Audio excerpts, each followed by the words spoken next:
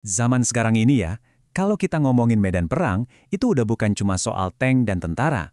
Seringkali, ancaman terbesar bagi sebuah bangsa itu justru datang dari dalam. Bentuknya nggak kelihatan.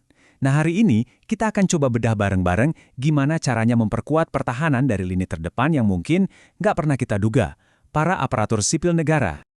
Oke, coba deh kita mulai dari pertanyaan yang paling mendasar ini.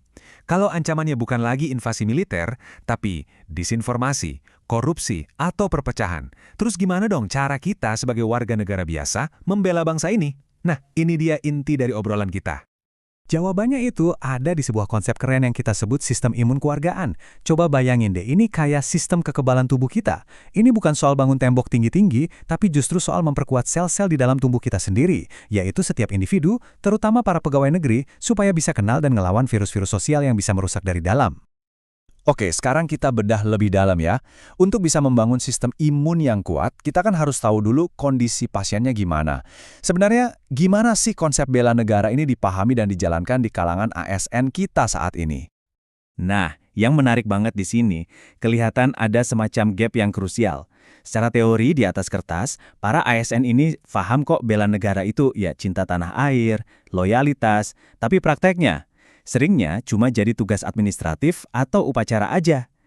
Wah, ini bahaya loh. Artinya, pertahanan non-militer kita itu cuma sebatas formalitas, bukan kesadaran nyata yang jadi bagian dari kerjaan sehari-hari. Dan kutipan ini, wah, ini benar-benar nonjok banget sih.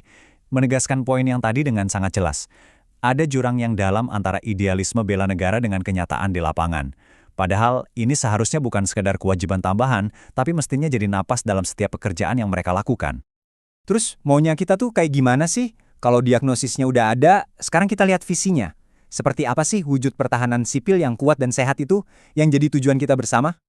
Nah, visi ini benar-benar mengubah cara kita melihat bela negara.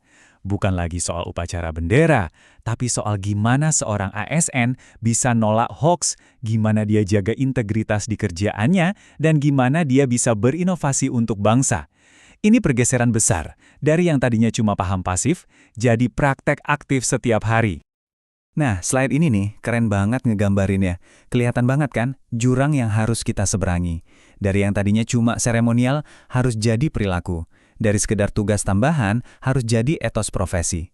Dan dari ide yang abstrak, jadi praktik yang nyata dan bisa kita rasakan. Inilah tantangan utamanya.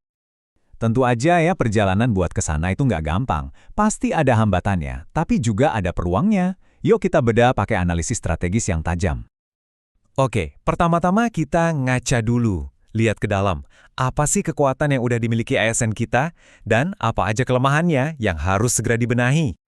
Di satu sisi, kita punya modal gede banget nih, tenaga kerja yang pendidikannya tinggi, terus udah ada kerangka etika berakhlak, itu loh yang isinya berorientasi pelayanan, akuntabel, kompeten, dan seterusnya, yang jadi landasan. Tapi ya itu, kelemahannya juga jelas banget.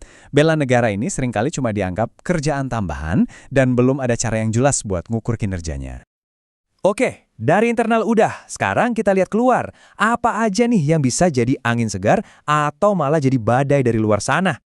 Peluangnya sih ada, ya, ada dukungan kebijakan dari pemerintah, ada teknologi yang bisa kita pakai buat sosialisasi, tapi ancamannya ini loh, nyata banget, dan ada di depan mata kita setiap hari.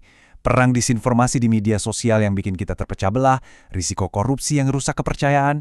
Nah, itulah musuh sebenarnya yang harus dihadapi sistem imun kita. Oke, analisisnya udah lengkap. Sekarang bagian yang paling penting. Solusinya gimana? Ini dia rencana aksi 5 langkah yang konkret dan strategis untuk mengubah visi tadi jadi kenyataan. Ini dia 5 langkah yang sangat praktis. Pertama, bikin bela negara jadi sesuatu yang bisa diukur dalam penilaian kinerja. Jadi bukan cuma himbauan lagi. Kedua, tingkatkan kemampuan ASN buat ngelawan ancaman digital lewat pelatihan literasi yang relevan. Ketiga, jadikan ini bagian dari budaya kerja dengan kasih apresiasi, biar jadi contoh. Keempat, pakai teknologi, bikin e-learning, biar edukasinya masif dan gampang diakses.